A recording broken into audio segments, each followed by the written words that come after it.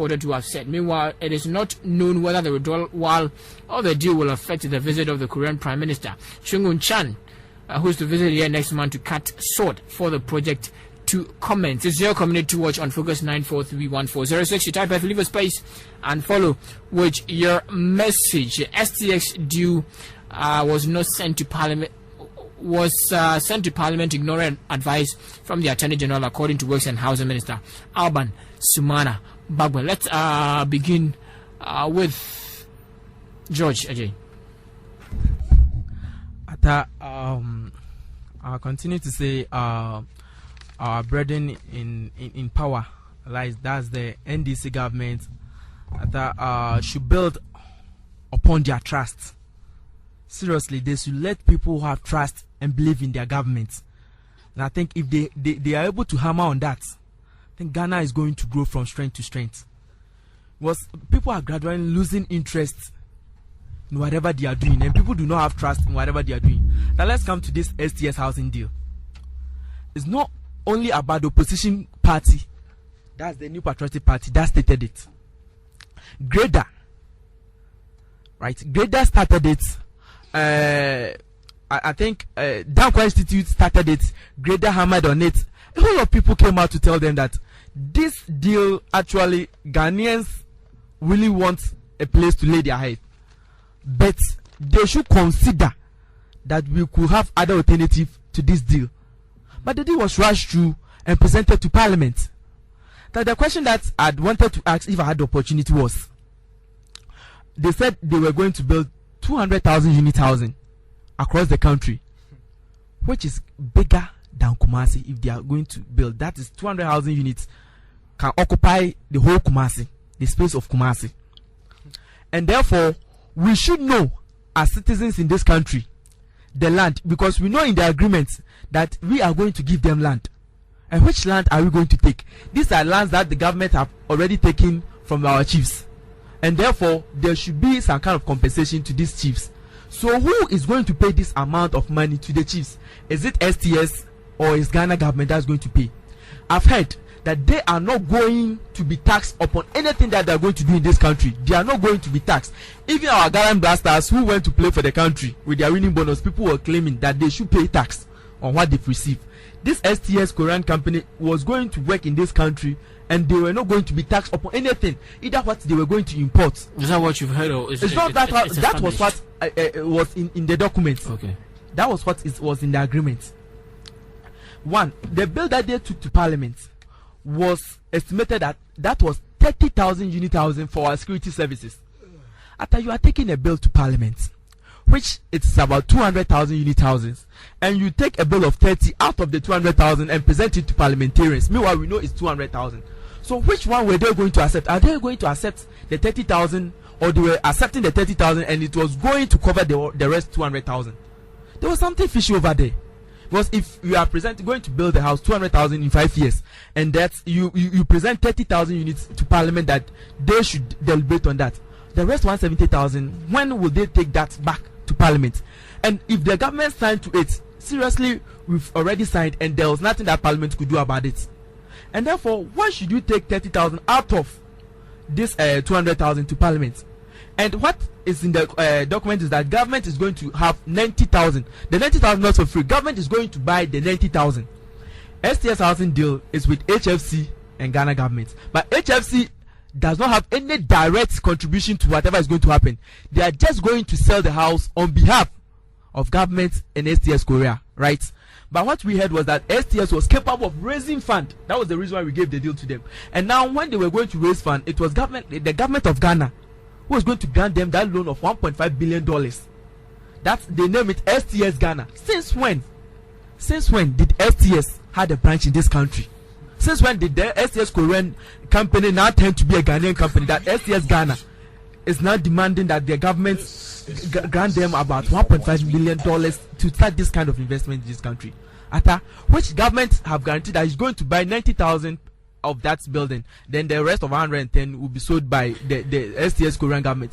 In this case, the 110 is the money that the those Korean governments are going to take, and the 90,000 even the government is going to buy and sell it to our security officers. That's 30,000 of it to the security officers, and the 60,000 to the ordinary people. So would you applaud the withdrawal of the bill from Parliament? It's great that they've withdrawn it, because if an ordinary Ghanaian on the street is looking at where he's going to lay his head, a single room to rent or a single flat to rent, but if you're going to build a house which we do not know the estimated cost of the house, then you call it that it's an affordable house that people could buy. Which are the people that you are considering?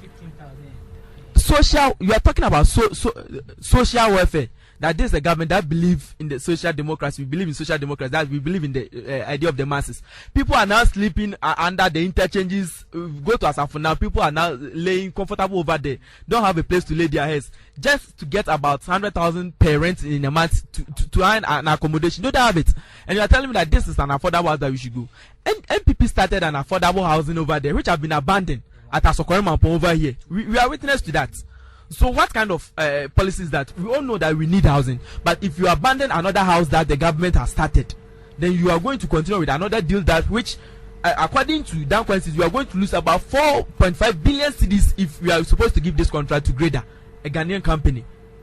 Please, I think the government did the whole nation fair by withdrawing it. If we're going to give it to Grader, we're going to save about close to 4.5 billion cedis if we are giving it to Grader, which is a Ghanaian company.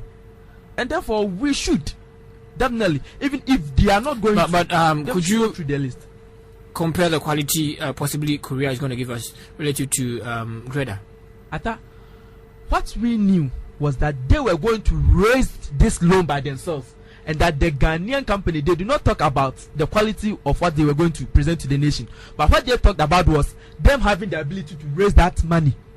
That was the defense against the Ghanaian companies, that Grader cannot raise that money, but it was rather STS Korea who was going to raise that money. But now it is STS Ghana. Look at the difference. It's now STS Ghana who's going to raise the money, who's going to go to raise this money, which have not been registered in the country in the first place. It's not a Ghanaian company. So why STS Ghana? Where is it coming from? I think the Minister for Work and Housing, Mr. Bagbin, Honorable Aban Bagbin, said they withdrew it and that there was something some kind of lapses within it. Fine, we thank them very much, but they should go and consider. But I don't know how these lapses came, because these are things that go to the cabinet meeting. And I heard Ekos Pogabra, that's their second vice chairman, telling them that it should have never happened during their term of office between 1992 and 2000. Who's second vice chairman? The NDC second vice chairman, Dr. Ekos Pogabra, said it would not have happened during their term between 1992 and 2000 that this could pass through cabinet for them not seeing the lapses in it. It tells that there's some kind of fishy deals going on somewhere. And we thank Dan Quincy very much. We thank Grader and we thank the opposition party for bringing back to the Ghanaians to see. And now the member of parliament, Honorable Abamba, is telling us that they did not listen to their attorney general. Why did they not listen to the attorney general? If the deal have been passed through, will they have come back to tell us that they didn't listen to the attorney general? This is unfair to Ghana. Okay, thank you very much, George Ejaya. Let's quickly get to Amponsa Mensa. Amponsa. Yeah, thank you very much. STC Korea. STS. I'm sorry. STS Korea housing bill. War is now being withdrawn from Parliament, and the discussion on it is not continue. It's not a good omen for our democracy, and how a lot of people, a lot of agencies, NGOs, and then think tanks have criticized and do a serious critique on STS Korea door. In Mani Ghana, Dankwa Institute, they all, when the whole issue on STS Korea housing bill came, they came out that the bill is not good for Ghana, and the government sought on the other side that the bill is good and we must push it forward for it to be implemented. And Grader, that is the Ghana Real Estate Development Association, they came out that, well, the deal is not good. We have an alternative to get 30,000 units of housing at about 60% a cut in the cost as compared to that of the STS Korea. STS Korea is estimating 30,000 units of building at a figure of 1.5 billion US dollars. And then STS, the grader also estimated the 30,000 housing units